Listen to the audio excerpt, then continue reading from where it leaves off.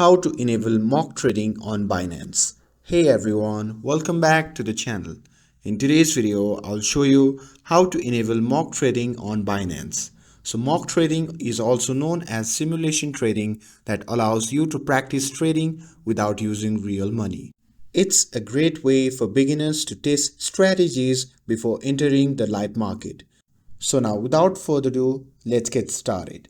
So first thing first, open the Binance app on your phone and make sure that you're logged into your account. And once you're inside the app, simply tap on the futures button at the bottom of the screen and this will take you to the futures trading section. Now tap on the three dot menu in the top right corner. And now from the list of options, simply tap on mock trading. And Binance will provide an initial virtual balance of 3000 USD for practice. To start, simply tap on Start Tour to confirm your participation. And after that, you simply have to verify your email address, and if it is correct, you can simply tap on Confirm. And that's it.